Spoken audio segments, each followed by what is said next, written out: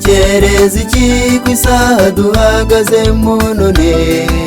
Aho ntiwibwira ko tukiri ku manywa y'ihangu, tutishishoza neza izuba rigiye kurenga, tukumva ijwi ry'Imana y'Umwami amanutse ku bicu. Igihe kigiye kudushirana mugenzi wanjye, maze impanda ya nyuma ikarangurura ivuga iti byose birarangiye, Yesu akamanuka ku bicu. Igihe ni kigufi tube maso tudacumura, igihe kigiye kudushirana mugenzi wanjye, maze impanda ya nyuma ikarangurura ivuga iti byose birarangiye, Yesu akamanuka ku bicu. Igihe ni kigufi tube maso tudacumura.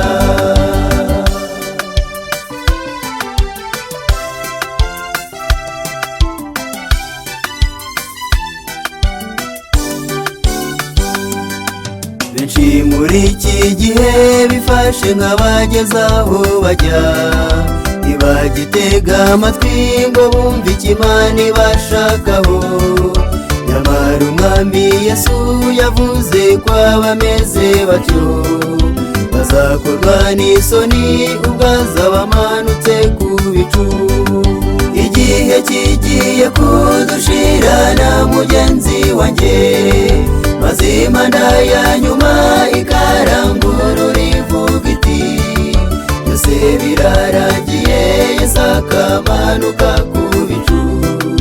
Igihe ni kigufi tube maso tudacumura, igihe kigiye kudushirana mugenzi wanjye, maze impanda ya nyuma ikarangurura ivuga iti byose birarangiye, Yesu akamanuka ku bicu.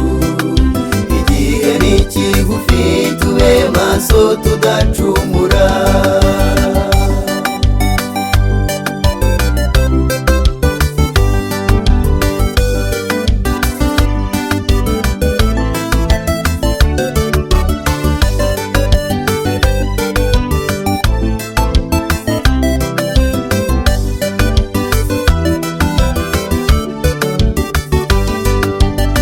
Ukuboko kwawe ureba isaha uhagazemo, ubura umutwe wawe ureba aho izuba rirengera.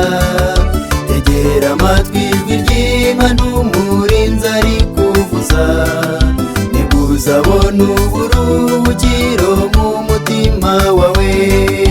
Igihe kigiye kudushirana mugenzi wanjye, maze impanda ya nyuma ikarangurura ivuga iti byose birarangiye, Yesu akamanuka ku bicu.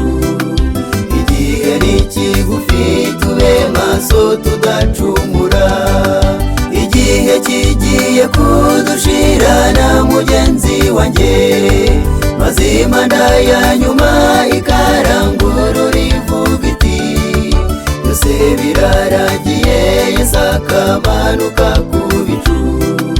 Igihe ni kigufi tube maso tudacumura, igihe kigiye kudushirana mugenzi wanjye, maze impanda ya nyuma ikarangurura ivuga iti byose birarangiye, Yesu akamanuka ku bicu. Igihe ni kigufi tube maso tudacumura.